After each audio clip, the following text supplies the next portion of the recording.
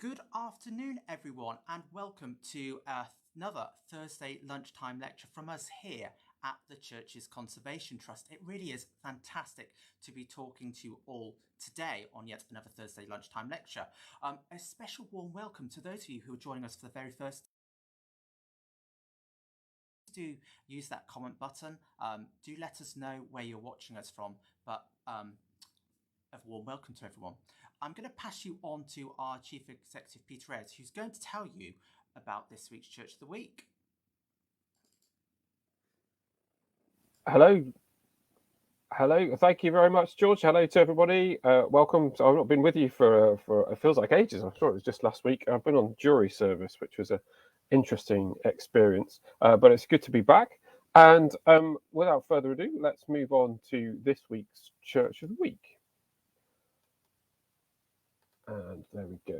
Right, so firstly, of course, I'd like to thank Ecclesiastical Insurance for sponsoring Church of the Week and for all of their support to our lunchtime lecture series. Now, today's church is one on the outskirts of King's Lynn and is a paradise, literally a paradise for church crawlers. It's St Mary the Virgin, Wigan Hall. Now, there are 4 Wigan Halls, St Mary the Virgin, St Mary Magdalene, St Germans and St Peter's, but there was only one parish in 1086 at the time of the Doomsday Service. This, like many other, radiates from the grazing area to the south, known as the Smeeth.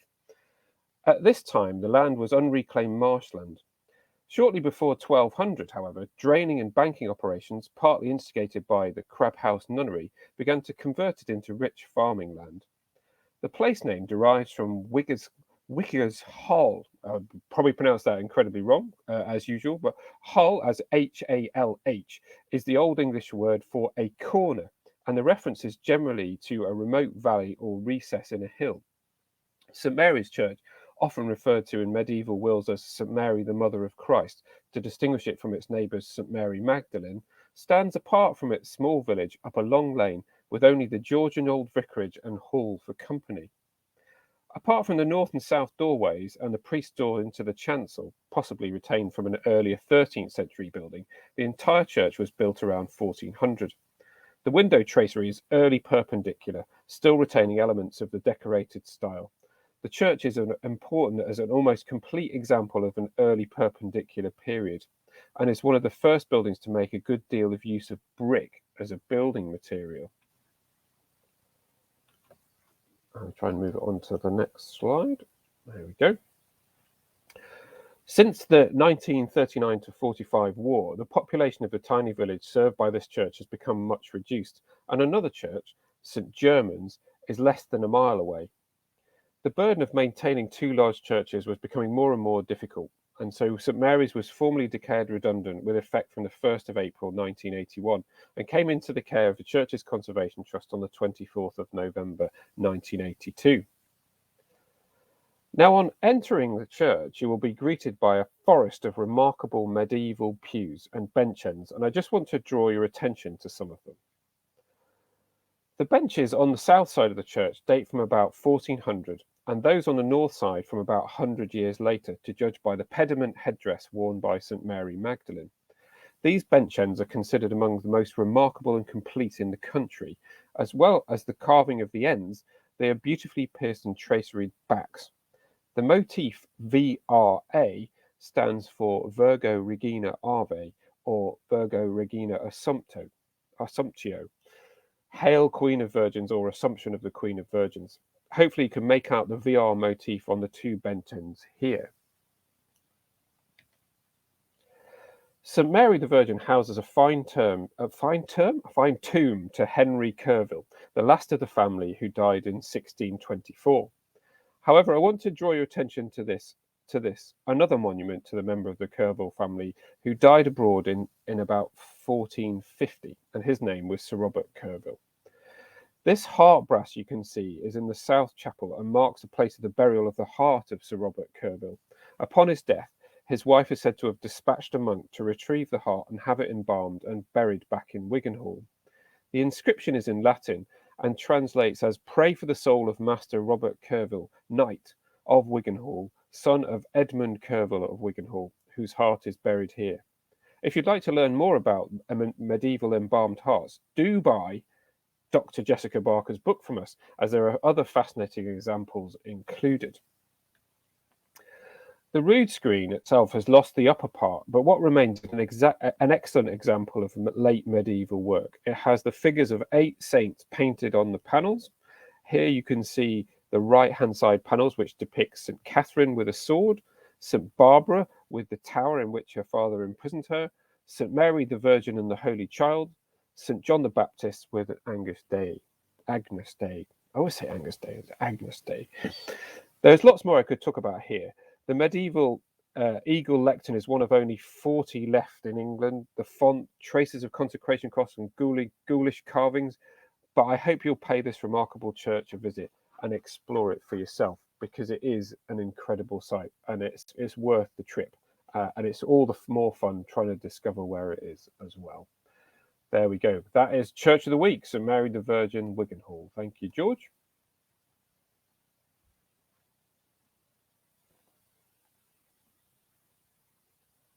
Bring Peter on. There we go. Thank you ever so much for that, Peter. And everyone, thanks for joining us today. And it's great to have you here with us for another Thursday lunchtime lecture. For those of you who are commenting, the lecture will shortly be starting. It'll be starting in a couple of minutes.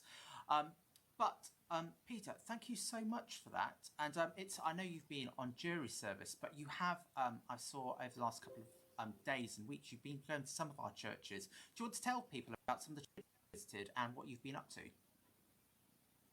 Well, I think I have to start with yesterday, where I was called. I didn't get called into court, so I had a day free. And our the deputy chief exec, and who's also our director of conservation, was heading to Worcester, St Swithin's, Worcester, to look at the major project that we're finishing on site there.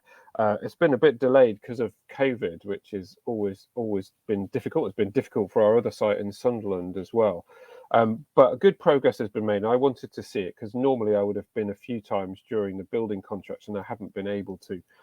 So it was great to see the building's been fully repaired, and they're now just finishing off all the little bits of detail inside. But the great joy, one, it was a beautiful day and it was great to be in Worcester, but I got up onto the top of the tower as well, and could look across the whole of the cityscape from the top of St Edmund's. The project itself has seen a big repair, full re-roofing of the church, and it's going to be a centre for sound and light. It's a place for people to undertake performance and getting the doors open for the community to use the building again. There's also a great restaurant next door, which I'm sure you'll be pleased to know when you go to visit in the centre of the town. So that's been pretty amazing. And also prior to that, I don't know whether, because I've not been around, did I tell you about my visit to St Martin's East Leach? Because the East Leach St Martin's, amazing church. And the reason it was so amazing, we were doing a bit of filming with History Hit, but it was, I just couldn't get over how, if you were ever going to sort of have a picture of England in your mind, this church in East Leach is the one that you'd have. It's beautiful. I can't fault the setting at all. It sits by a beautiful meandering little river in this gorgeous countryside with a Cotswold stone of the buildings around it. It's pretty incredible, actually, and really, again, worth a visit, like all of our 356 churches. So yeah, get out there while the sun shines and go and see these buildings. They need you. Thank you ever so much, Peter. And hopefully my audio is a bit louder there, everyone. I'm sorry about that. So we'll shortly be starting the lecture, but a warm welcome, everyone, joining us for today's lecture with Dr. Jessica Barker. It's really great to be having all of you here with us today. If you're joining us for the first time, please do let us know, and do let us know where you are joining us from. I see we've got people joining us from across the world once again. We've got people, I see someone commented from West Virginia, but as well as our people here based in the UK. It's great to have everyone with us today. Now, as always, our lectures are always completely free of charge to watch and enjoy. If you want to watch our previous lectures, you can catch up on those for free of charge on our Facebook lecture playlist. And I'll post a link shortly in the chat for our new viewers where you'll be able to watch those. But they are also available for free of charge on our YouTube channel. Now, if you enjoy these lectures, we do ask that you consider making a donation to help us care for our historic collection of 356 churches which are across the country. And we look after those churches on behalf of the nation and on behalf of future generations to come, so that communities can continue to use and love these buildings in their original setting and in great condition still. We launched a couple of months ago now a special membership offer for those of you who want to become a member with us. So membership starts from just £3.50 a month. And if you join us by direct debit, and if you use the offer code LECTURE, and that's the word lecture in capitals, you will be sent a free copy of this, which is The Secret Language of Churches and Cathedrals by a previous lecturer of ours, Dr. Richard Stemp. And it's a great, great book. And I'm really excited because we took delivery of them, and we've posted out nearly 190 copies this week of this book to all of our previous members who have joined up and taken advantage of that offer. But if you'd like to take advantage and get a free copy of this, as I said, if you join us by direct debit and use the offer code LECTURE, we will send you a free copy of this. But as I said many times before, it is fantastic. It's a wonderful, wonderful companion to our lectures. Now, finally, before I pass you back on to Peter, who will get the ball rolling with this lecture, we are selling today Jessica's book. This came out, I believe, last year, and it is brilliant. For those of you who know, my master's degree is in death. And so today's topic is something very close to my heart. And I've loved, and I genuinely have loved reading this book because it's got some great, even I've learned quite a lot from it. And I just want to show you, because the reason why I chose Wigan Hall is because in this book, there is a great bit on embalmed hearts. And I'm trying to find, it's a bit gory. Here it is. I hope Jessica doesn't mind, but it's got a great section. And this is the only surviving example where we can see intact on embalmed hearts. This book is fantastic. Normally the RRP for this is £50 hardback.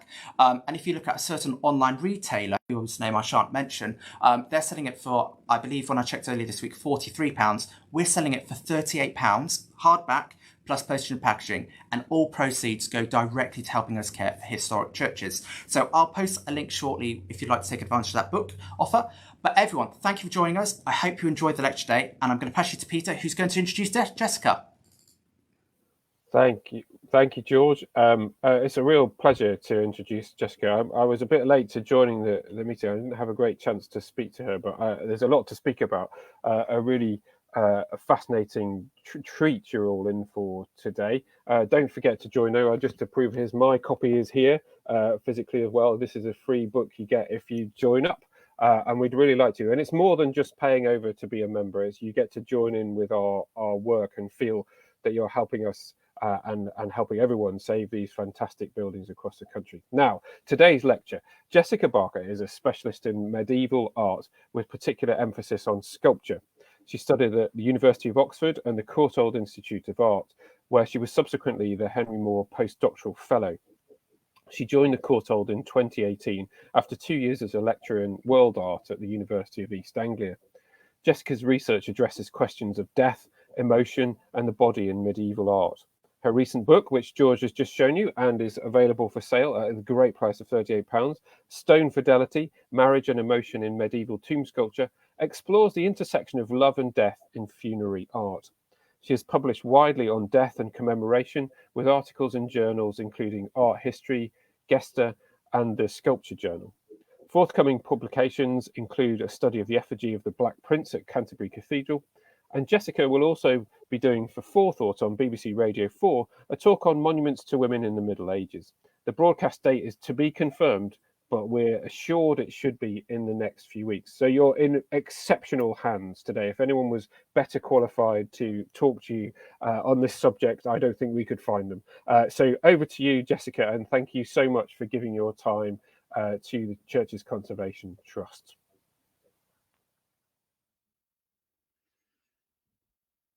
Thanks, George, and thanks, Peter. It's a pleasure to be joining you all for this lunchtime lecture, and a privilege to be able to support the really important work that the Churches Conservation Trust do. So I'm really excited to start a journey with you through the history of love and marriage on medieval tombs. Let me get my PowerPoint slide up for you. Here we go.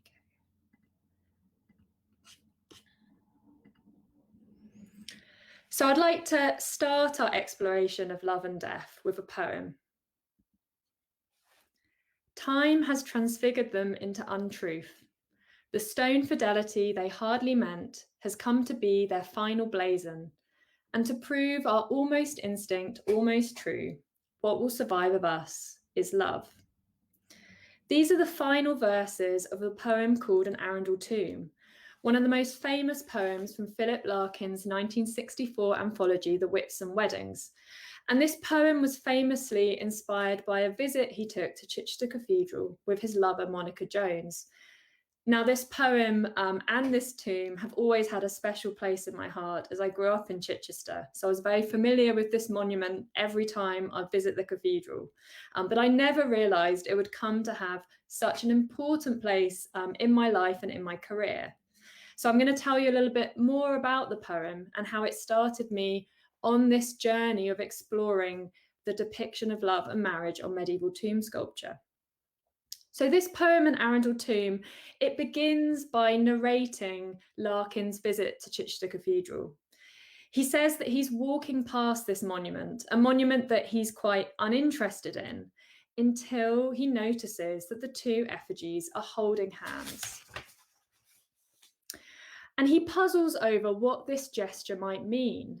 So he thinks about the long history of this couple as they lay together side by side for 600 years since the monument was erected to the present day when he's visiting the cathedral. And he particularly thinks about how we might understand the monument differently from the meanings that the couple intended in the Middle Ages. So he says, did they really mean the gesture of holding hands to be an important part of the tomb?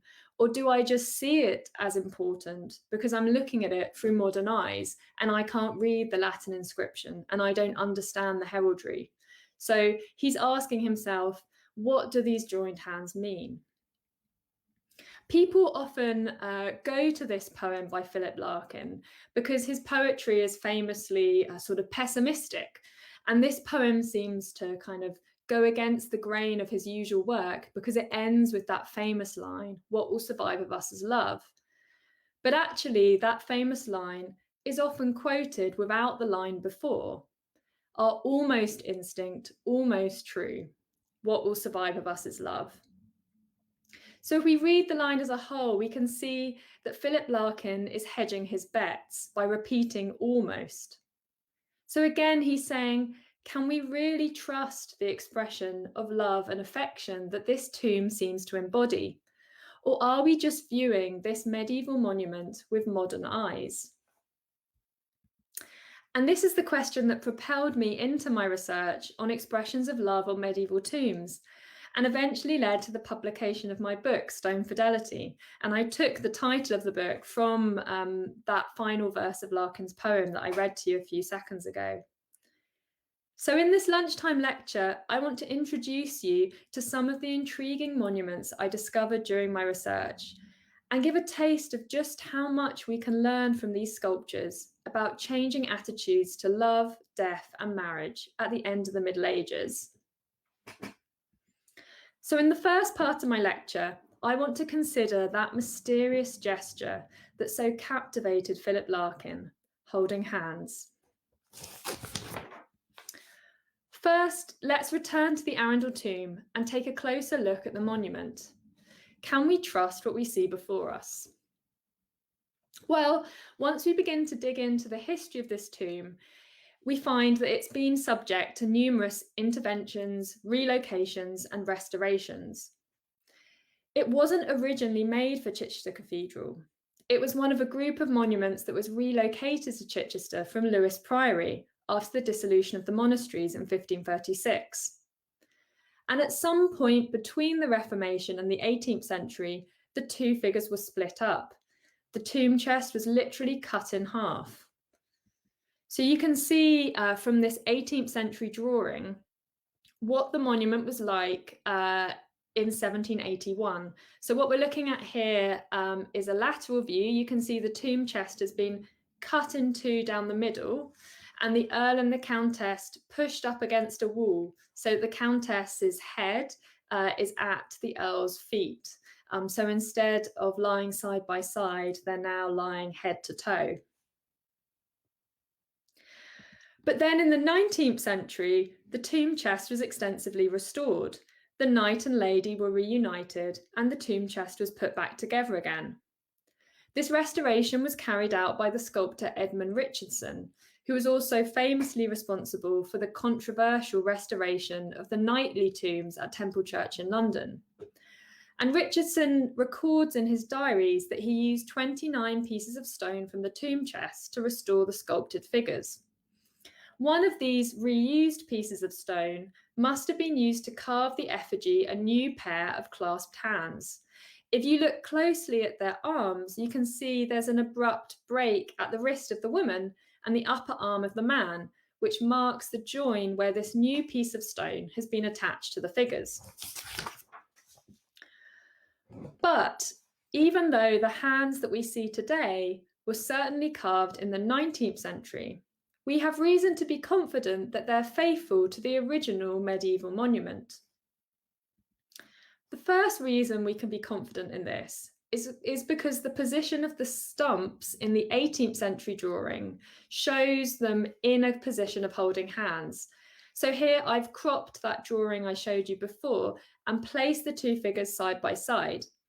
If you look closely at the female figure, you can see that her right arm is bent at the elbow, so she can reach across her body to hold hands with her husband. The second reason we can be confident that the Arundel tomb was originally a hand-holding tomb is because we know that hand-holding was a popular gesture on tomb monuments in England during the 14th and 15th centuries.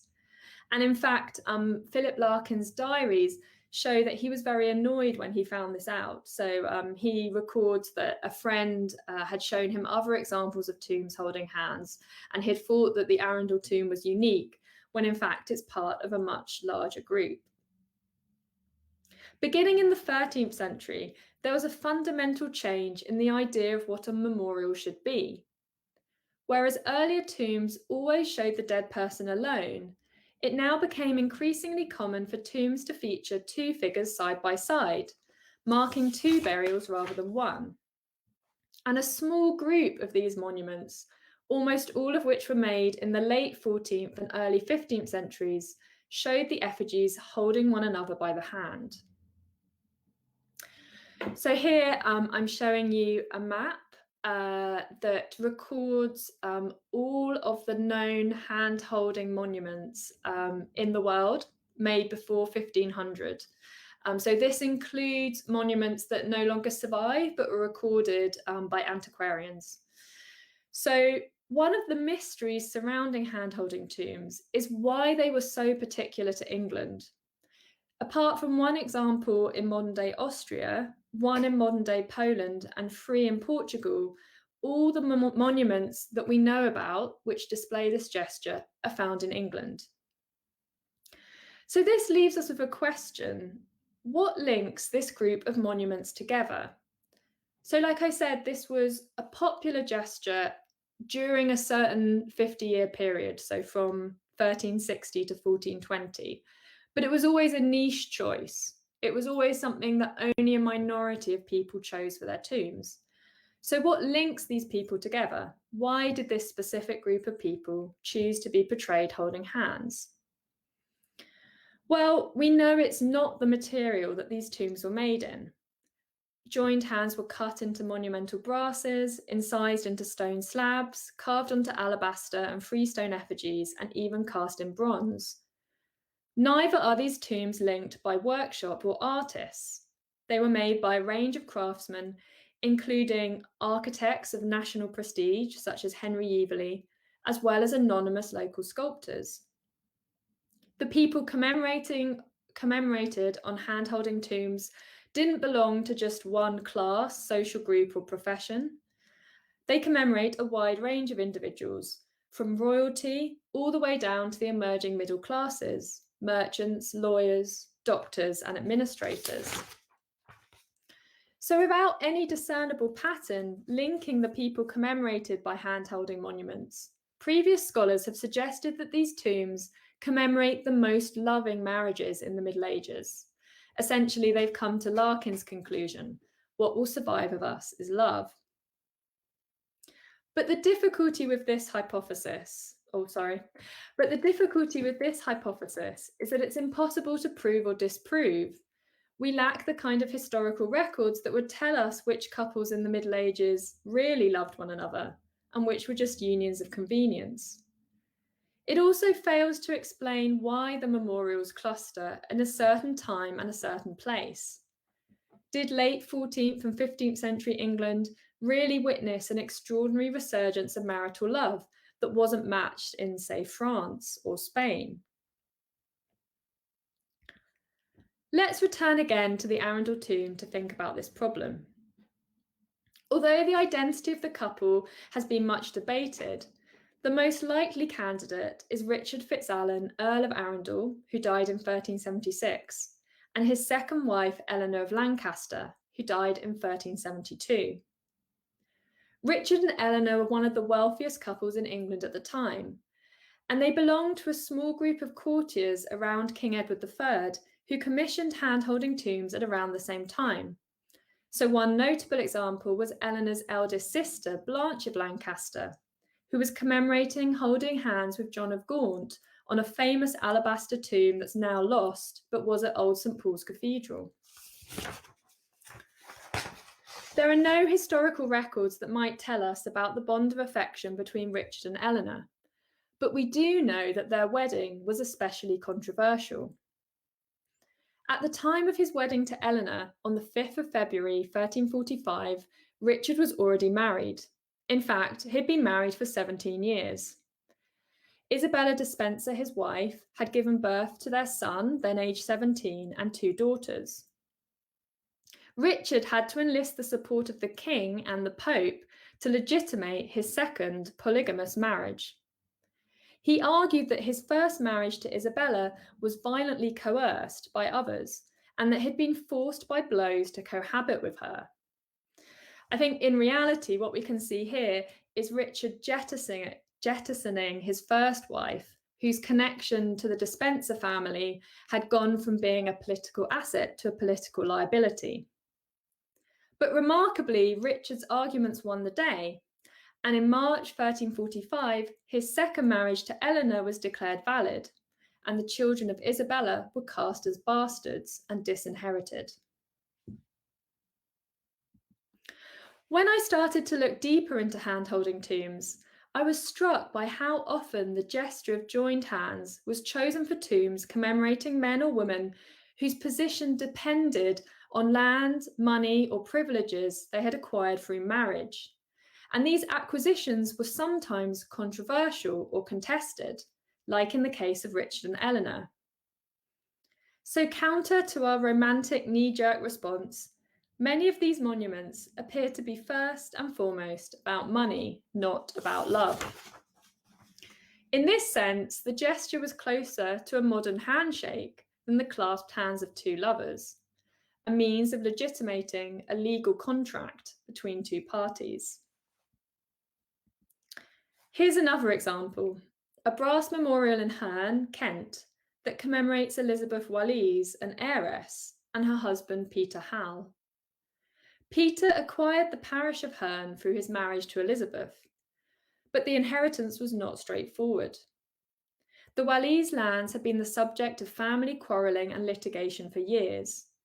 First, there was a bitter dispute between Elizabeth's father and elder brother, and then further disputes broke out following the death of all the surviving male heirs and the subsequent division of the Wallis lands between Elizabeth's 4 nieces and their nearest male relations.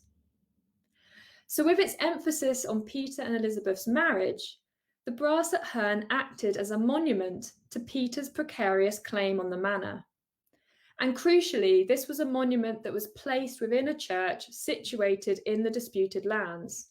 So what we're looking at here, in other words, is a very public declaration of his right to the manor through his marriage. But I don't want to press this idea too far. I could not find a clear financial motive for all the tombs that depict couples hand in hand.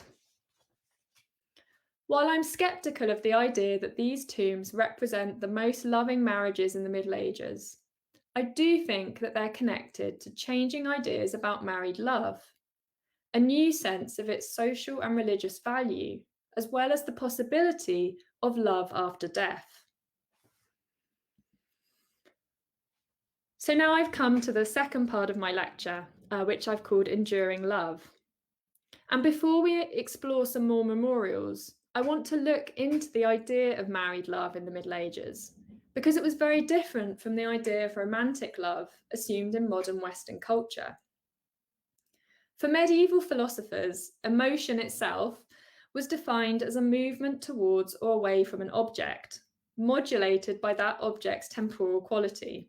So just to break that down for you, desire was defined as movement towards an object that you've yet to attain, whereas joy was movement towards an object that you've attained in the present.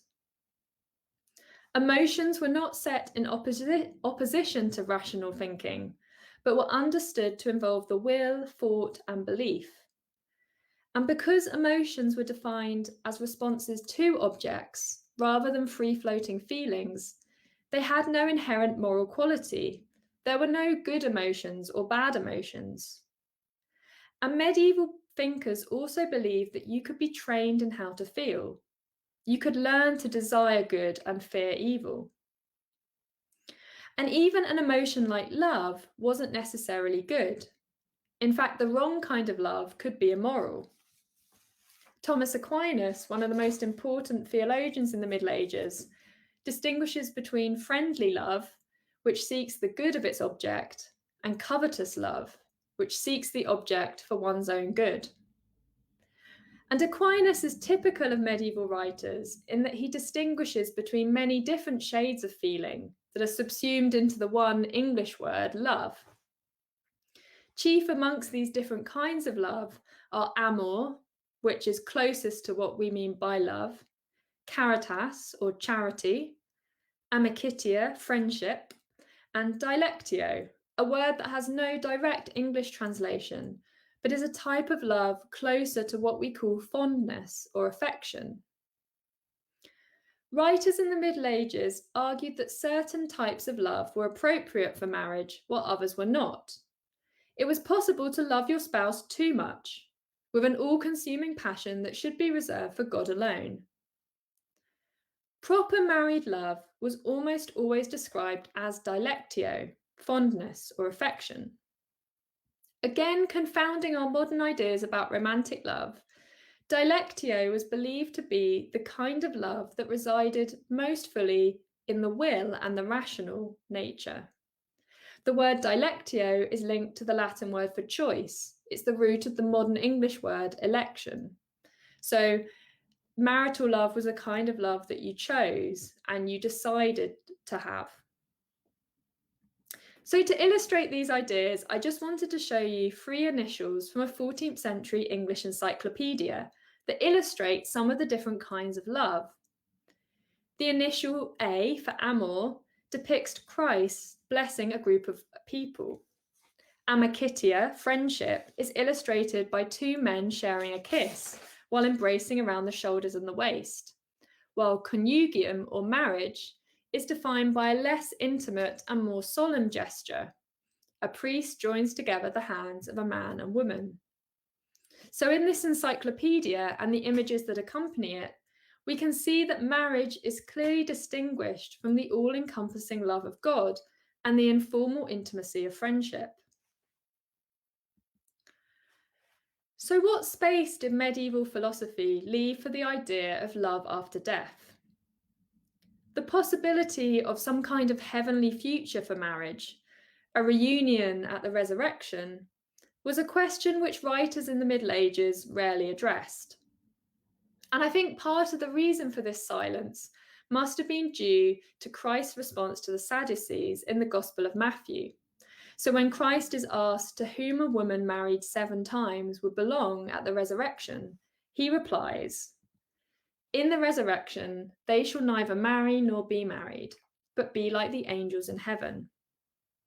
This response explicitly denies that the bonds of marriage or even sexualized bodies would endure into eternity.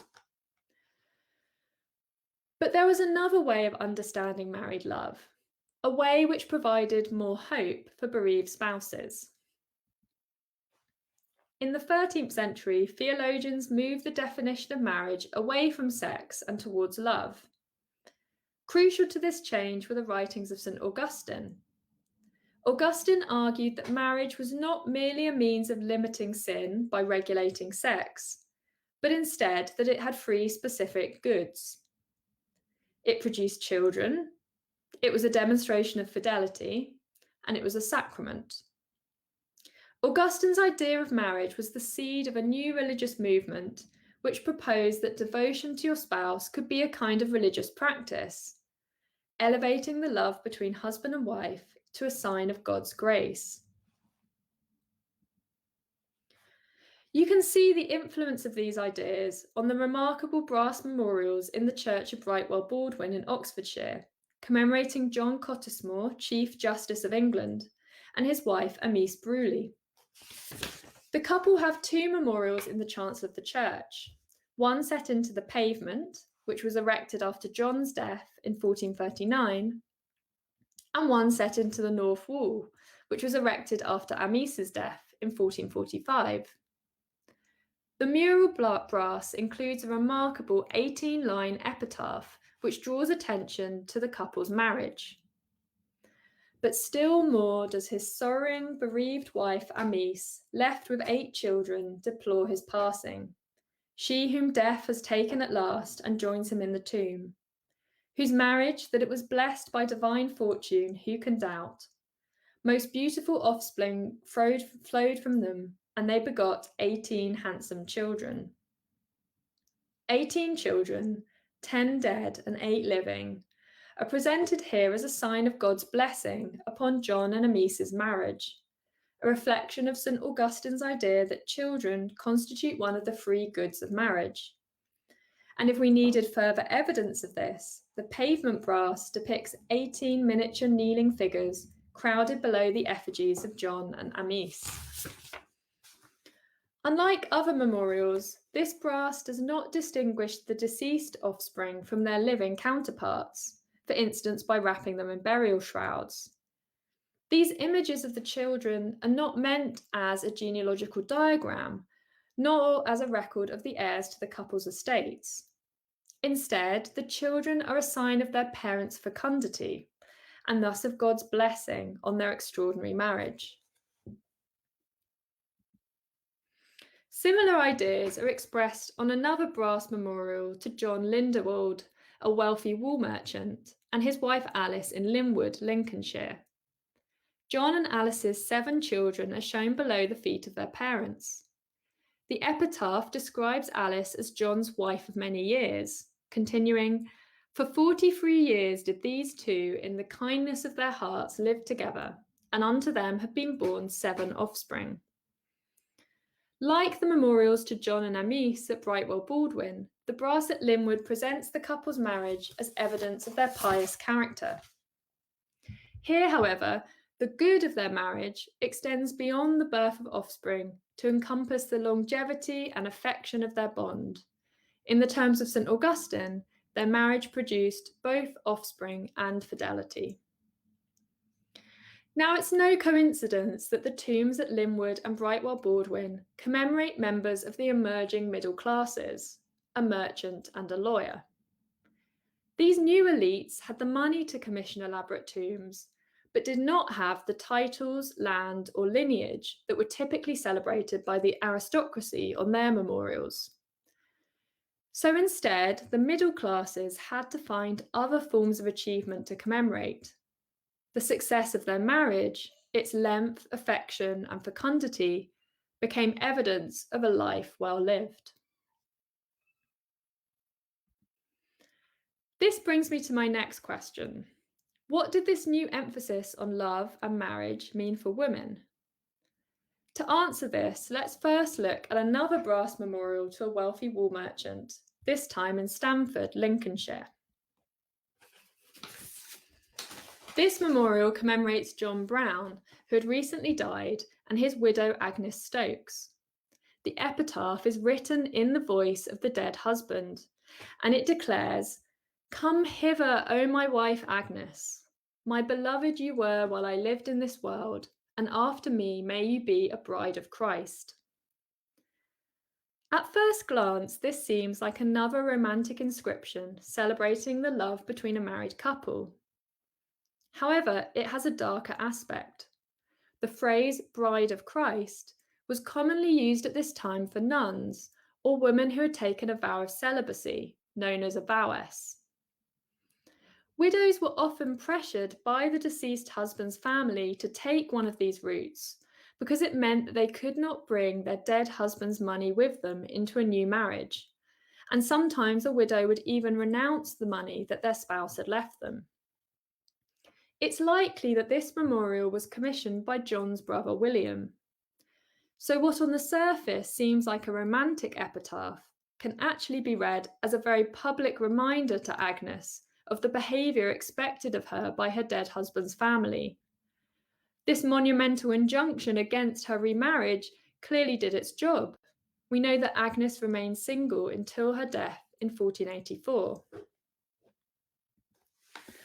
But not all women did what their husbands or their families expected them to. Here I'm showing you the magnificent memorial to Alice Chaucer in the small parish church of Ewelme in Oxfordshire. Alice was the granddaughter of Goeffrey Chaucer. In her social climbing and many marriages, her life imitated the wife of Bath, one of the best-loved characters from the Canterbury Tales. Alice was born a commoner and rose to the highest echelons of the aristocracy through 3 marriages, all of which she outlived. By the time of her death in 1475, she was one of the richest women in England. 3 monuments were erected to her in her lifetime. The first 2 were commissioned by her aristocratic husbands, one for the Charter House in Hull and one in Bisham Priory in Berkshire. The third, this one here, was ordered by Alice herself, as part of a grand memorial complex she had arranged to be built in the Oxfordshire village of Ewelme. Alice's monument at Ewelme is one of the most innovative and transgressive to survive from the Middle Ages. Alice is depicted with a crown, dressed in the robes of a duchess, and surrounded by a host of angels. She is surrounded by heraldic shields that proclaim her social network and political connections. This is a monument designed to proclaim Alice's wealth, status, and power, all she had amassed through her long life and many marriages. But it also houses a secret. Hidden inside the plinth on which the sculpted figure of Alice rests is a second sculpture showing her naked body hovering between life and death, breasts exposed, gazing upwards at painted images of the Virgin and Mary Magdalene. Far from the triumphant image of Alice displayed above, this second figure is vulnerable, bare, everything stripped from her except for her naked flesh and her faith. So rather than being commemorated alongside one of her husbands, Alice chose to commission her own memorial, a unique sculpture that expresses her own sense of her identity. But there was another woman, a contemporary of Alice, who went one step further. Rather than rejecting her husband's pleas to be buried with them, she overrode her husband's desire to be buried alone and co-opted them into a monument that was all about aggrandising her position. Here I'm showing you the tomb of Margaret Holland, Duchess of Clarence, and her 2 husbands, John Beaufort and Thomas Lancaster. It's housed in the Holland Chapel at Canterbury Cathedral. This is a monument that Margaret commissioned herself, located in a chapel that she had ordered to be specially built to house it. And what's remarkable about this tomb is that it shows a woman with 2 husbands, a kind of monumental ménage à trois. Of course, war and disease meant that it was common in the 15th century for both men and women to marry multiple times. And it was also common for men to gather together all their wives on one monument as a kind of family tree for future heirs. So here I'm showing you an example from Oxfordshire, the knight John Croston, his 3 wives. These women aren't even named on the memorial, and the 3 figures are cookie-cutter identical images, with no attempt to differentiate them at all. However, while husbands like John Croston were often shown surrounded by multiple wives, it was practically unheard of for a woman to be depicted with 2 or more husbands. And what makes Margaret's tomb even more transgressive is that she ordered this monument against her husband's explicit wishes. When Margaret's first husband, John Beaufort, died in 1410, he asked to be buried in the Trinity Chapel at Canterbury Cathedral, next to the shrine of Thomas Beckett. Now, if you've been to the Beckett exhibition that's open at the moment at the British Museum, you'll know that the shrine of Thomas Beckett was one of the holiest and most prestigious places in the whole of Christendom. And her second husband, Thomas Lancaster, made the very same request when he died in 1421. So for decades, both men lay in the Trinity Chapel until 1439, when Margaret ordered that both of their bodies be exhumed and reburied in her new monument that she had ordered. So here I'm showing you a floor plan of Canterbury Cathedral. This area shaded blue with the mark E as the Holland Chapel. And right at the top of the floor plan, you might see 2 graves marked A and C. So these are the original burial places of Thomas, Duke of Clarence, and John Beaufort here. So their bodies were moved from the Trinity Chapel down into the Holland Chapel, which Margaret had built. So Margaret orchestrated a monumental ménage à trois, gathering the bodies of her husbands so she could lie alongside them in death. John and Thomas had wanted to be buried next to a saintly bishop, but they would now spend eternity next to their shared wife. Margaret Holland's transgressive tomb prompts my final question. Were queer relationships ever commemorated on medieval monuments? Well, there are a small number of medieval tombs that commemorate 2 men, or less often 2 women. And intriguingly, they use some of the same motifs and designs as monuments to married couples. One of the most striking examples is a double tomb to Sir William Neville and Sir John Clanval, 2 prominent chamber knights of King Richard II and close friends of Goeffrey Chaucer. Both men died in October 1391 while staying in Galata, a Latin suburb of Constantinople, possibly en route to Jerusalem as pilgrims. Their memorial features 2 helms facing one another with shields below, one tilted to the right and the other to the left, so that the shields touch one another gently at the inner corner. Now, we could explain away the decision to commission this double tomb to 2 men as a matter of mere convenience. After all, William and John died a mere 4 days apart and at a great distance from their native land and family. It was clearly easier and cheaper to bury them together than to order 2 separate monuments and graves. But this does not account for the unconventional nature of the tomb's design. To really get just how radical this tomb is, you need to understand heraldic conventions. This was a symbolic system that identified noble families by a combination of specific colours and emblems. On the tomb in Istanbul, each shield is split into 2 lateral halves.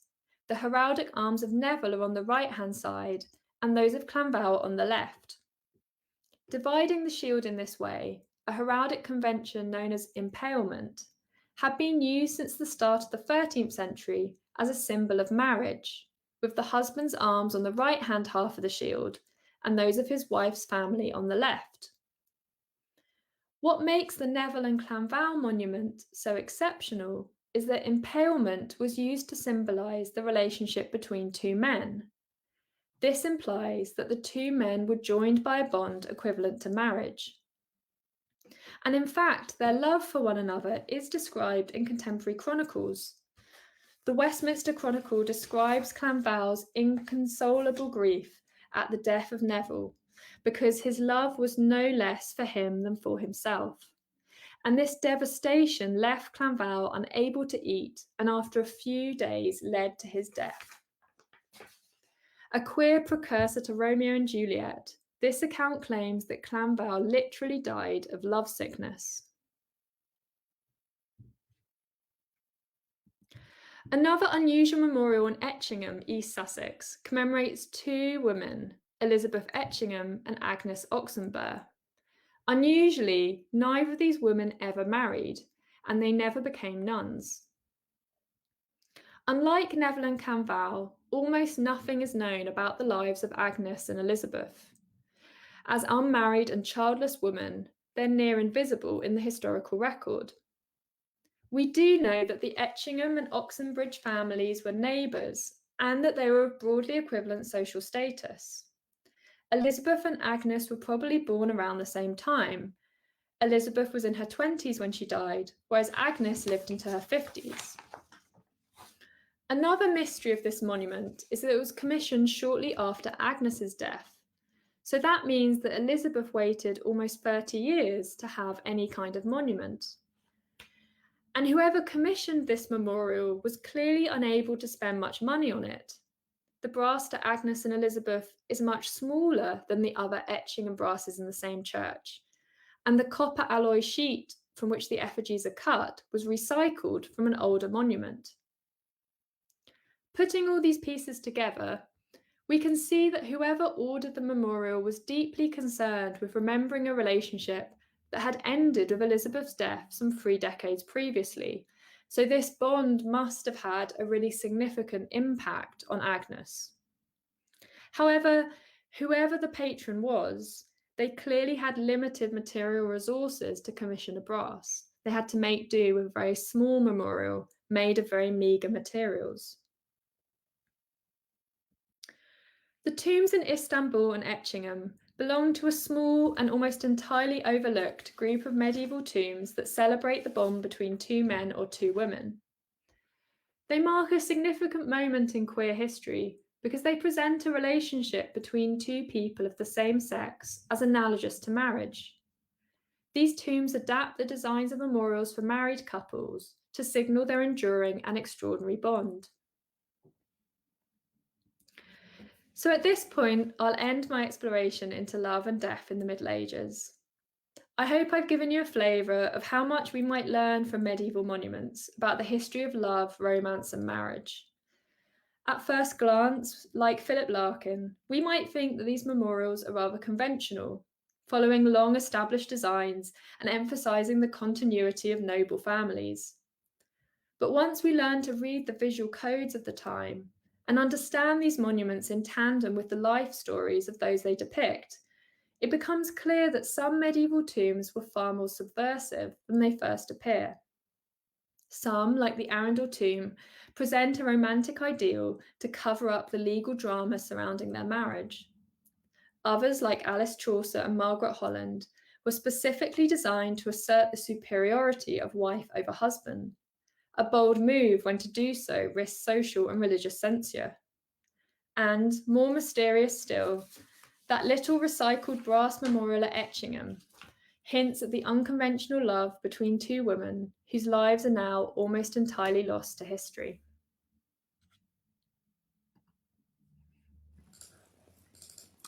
Thank you so much, Jessica. That was fascinating. And I'm sorry, everyone.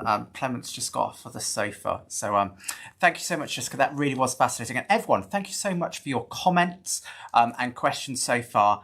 They've been really fascinating. So we're going to be going into question time very, very. A couple of questions that have come in about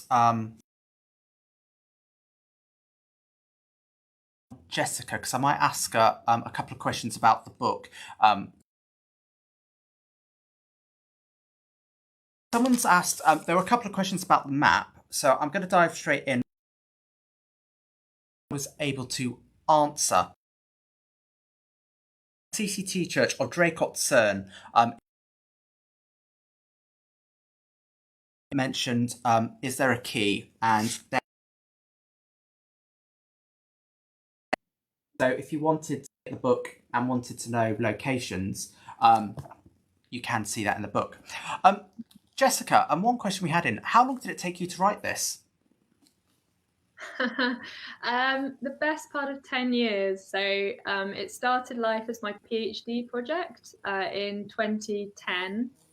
And then it came out in 2020. So yeah, pretty much 10 years. And I was left feeling that there was an awful lot more to do. It's amazing just how much there is to discover about these monuments once you start digging into them. Thank you, Jessica. And we're going to dive into question time properly now. Sorry for the signal breaking up. It was my internet. It's just playing up a little bit here. Everyone, if you did want to buy this book from us today, you can buy it, as I said, but you can buy it from us in packaging, and that makes it cheaper than a certain online retailer. Pounds, and they're out tomorrow morning. So if you special packaging, Jessica. So I'm going to dive in. Is it common to have dogs and lions at the feet of tombs? That's a really good question. Animals at the feet of the effigies. Sometimes those animals are related to the heraldry of the family. So, for instance, the FitzAlan family had a horse as part of their heraldry. So often other FitzAlan tombs, they would rest their feet on a miniature horse. But if you didn't have a specific animal in your heraldry, it was very common for a man to rest his feet on a lion as a kind of symbol of courage and valor.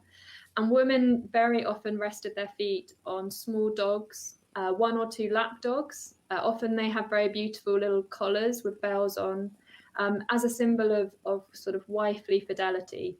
So there's a very clear distinction between gender here in the kinds of animals that you might have at your feet. Thanks, Jessica. And I think it goes without saying that if I was to have a lovely carved tomb in a church, I would have black Labradors painted at my feet, or probably at my heads, probably, with the Labradors I've got. So another question that's come in is, you showed those really interesting when you looked at queer tombs of the 2 women. And you also talked earlier on about when there were 3 wives, they were basically almost cookie cutters out. And sometimes that's a question, are there any instances of tombs which are basically off the shelf, so designs which have had additional elements added to them, such as maybe just the faces to make them more realistic? Another great question. So the workshops that made tombs, we actually know quite a lot about. There's quite good records for them. And we know that the major brass workshops, which are based in London, that they had kind of stock templates that they used for effigies. So just like you saw on that John Croston brass, they'd have a stock figure of a woman, a stock figure of a knight, a stock figure of a merchant. And these templates would just be slightly adjusted on the tomb according to the patron's budget and what they requested. And you also find for alabaster tombs, especially the ones that were made in the Midlands by the workshops there, again, you have kind of stock figures with just subtle differences that the patron could request. So the faces will all be the same as the figures, but the patron might request to have certain jewelry or certain kind of costume or headdress, and those are the things that tend to be changed. We might think that the most important thing would be that the effigy looked like the person it commemorated, but actually in the Middle Ages it seemed much more important to have signs of your wealth and status and family. Thank you ever so much for that answer, Jessica. And another question, was the practice of hand fasting recognised as binding marriage, or did this happen earlier? So hand-holding was a really important part of the wedding ceremony in the Middle Ages. The kind of crucial part of the ceremony, the part that made it legal, was the moment at which the bride and groom exchanged vows. And then, just like today, the bride and groom would hold hands at that moment of exchanging vows. So what these tombs record in part is that these couples had legal and legitimate marriages. And this was particularly important at the time because lots of marriages were contested or clandestine. Just like Richard and Eleanor's polygamous marriage, you didn't need to get married in a church. You could get married anywhere secretly as long as you exchanged vows. So very often cases might go to court where a woman claims the couple were married and the man claims they weren't married. And the judge will ask them, were there any witnesses? And then he'll ask the witnesses, did you see them holding hands? Did you see them exchanging vows? So from these records, we can see that holding hands, or hand fasting, as it can be called, was a really important way of having a legitimate, a kind of valid, a legally valid wedding at the time. And I suppose coming off from looking at marriage and those commemorated on tombs, are there any examples that you know of any medieval tombs that reference a divorce in someone's life or perhaps an annulment?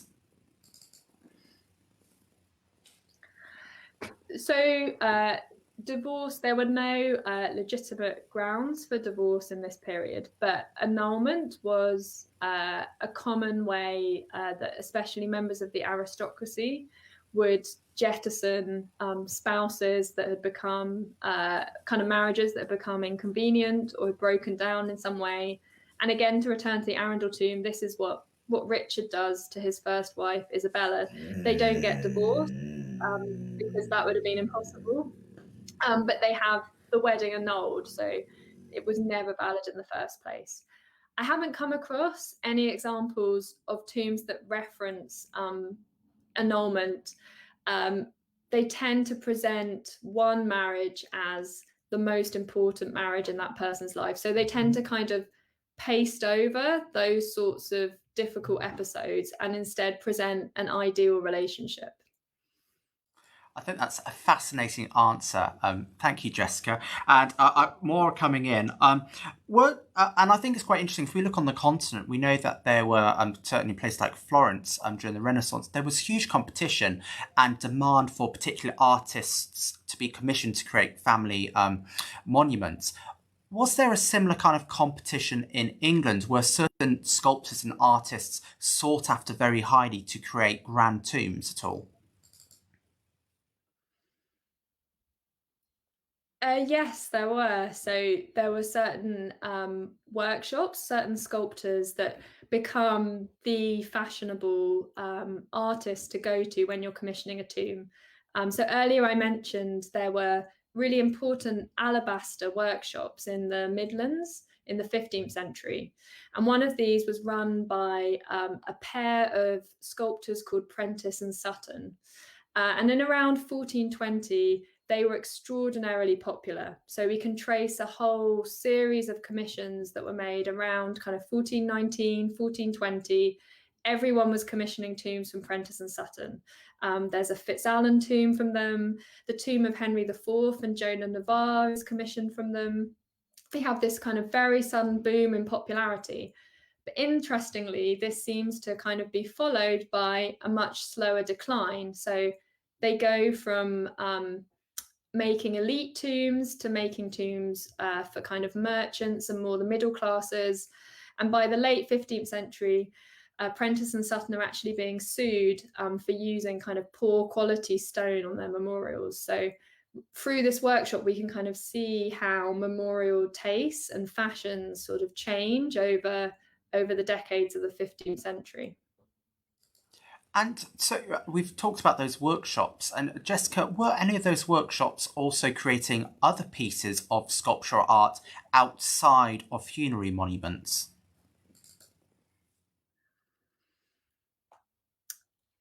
Yes, so there were workshops that were just dedicated to funerary monuments, like this Prentice and Sutton workshop I just told you about. But there were also artists that would occasionally work on funerary monuments and otherwise worked on other commissions. One example of this I mentioned at some point in my talk, I think, Henry Ewelme. He was an architect and a kind of project manager who was extraordinarily important in the 14th century. He worked for the Black Prince, he worked for Edward III and Richard II. And he was responsible for some really important tomb monuments, like the tomb of Richard II, which showed him holding hands with Anne of Bohemia.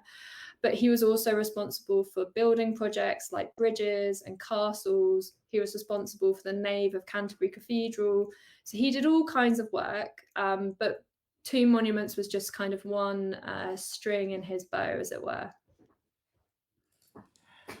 Thank you, Jessica. And everyone commenting at the moment, was someone showing that Clement showing his disproof? It wasn't. He was cleaning his ear by scratching it. So that was what that moaning was. It was Clement. So I'm sorry about that. Have you found any good examples of medieval graffiti on tombs that you have studied? Oh, that's a great question. They are often covered in graffiti. I mean, anyone that's been to especially kind of smaller parish churches will know just how much graffiti there can be on medieval tombs. But I'm struggling to think of a specific example. Very often it's sort of names and dates.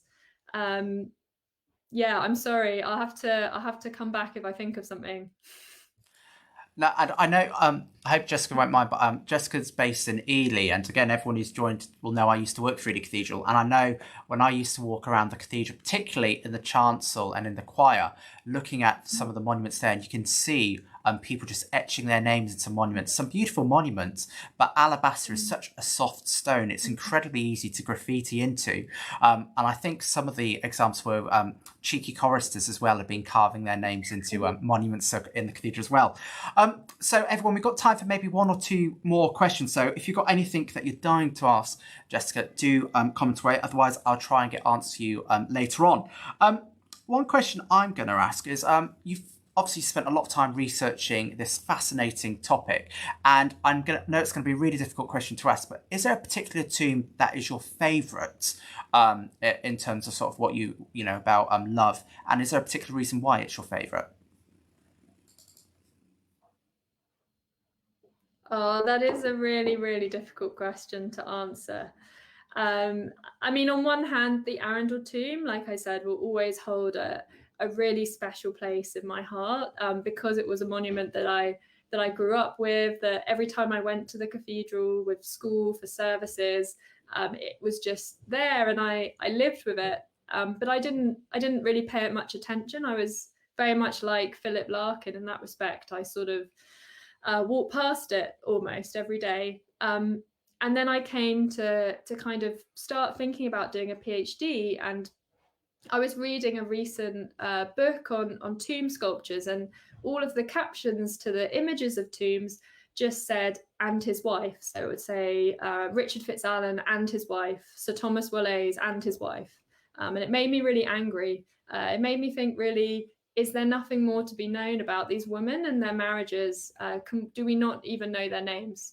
And then I started thinking about the Arundel Tomb again, and that led me to Philip Larkin's poem and the gesture of joining hands. And that really began the journey into the lecture that I gave today. So I think I have to answer an Arundel Tomb. Yeah, it will always hold a special place in my affections.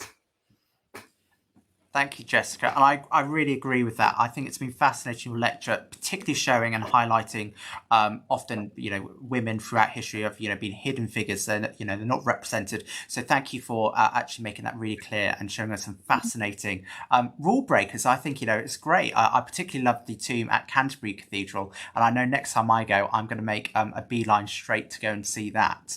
I'm going to squeeze in one more question because it's getting a couple of likes here. The tombs that you've shown, would they have been painted or were they originally clear as they are today? So it depends on the monument. If it was made of alabaster, which is a stone we've talked about a little bit, those monuments were usually left just with small details painted. So you'd have kind of details of the costume picked out in gold or blue, bits of the architecture and things like that. But if it was a freestone effigy, like a limestone effigy, those would often be fully painted. So the skin and the costume and the hair of the figures would be entirely polychromed. For brass memorials, they're normally monochrome, but some of them were coloured using enamels. There are some really amazing surviving examples of coloured brasses with enamel inlays. Thank you so much, Jessica, for your answer. Thank you, everyone, for your questions today. I've really enjoyed reading everyone's questions and your comments. It's been great. This month, last month we did basically a month-long series of lectures to do with the Oxford movement. This month we're doing a series of lectures connected with monuments. So we've talked, obviously today, Jessica's kicked off our August series. And next week we're joined by Dr. Julian Litton, who's going to be talking to us about the dead beneath our feet, the English ledger stone from 1650 to 1850. So join us at the same time next Thursday for that lecture. As I said earlier, if you'd like to get hold of Jessica's book, we've got limited stock of this. I see some people have already bought it, so thank you so much if you have bought it. RRP is £50, but you can buy it from us for just £38 plus postage packaging. And as I said, I'm really thoroughly enjoying it because not only do you learn about the monuments and you can learn more about what Jessica's talked about, there's some really fantastic diagrams and illustrations for those who are interested in family trees and research, sort of, particularly with the aristocracy, different connections. All that remains to be said, obviously, is thank you to Jessica, but do join us, everyone. Keep coming to these lectures, do share them. But if you've enjoyed this lecture today, I can't say too much about it just yet, but in a couple of weeks I will be able to. But we are working on a very special project where a film project, I can say that, which will be looking at a particular style of tomb that I think you will all particularly love. And it's going to be a member exclusive. So if you're a member, it will be available for you to watch in high definition. But I'll be sharing more about that project in a few weeks' time. But all that remains to be said, again, is thank you everyone for joining us. I hope you've enjoyed this lecture today. If you've joined us for the first time, comment away and let us know how your first experience was. I hope you come to future lectures. But obviously, a massive thank you to Dr. Jessica Barker for taking the time to give us this lecture free of charge today. As we said in her introduction, she's going to be on BBC Radio 4 in a couple of weeks, doing 4 Thoughts, where she's going to be looking at female monuments. So do have a look on the BBC website for details of that. The broadcast date's to be confirmed, but it should hopefully be very shortly. But thank you everyone for joining us today. It's been great, and I look forward to seeing everyone at another future lunchtime lecture. Take care, everyone.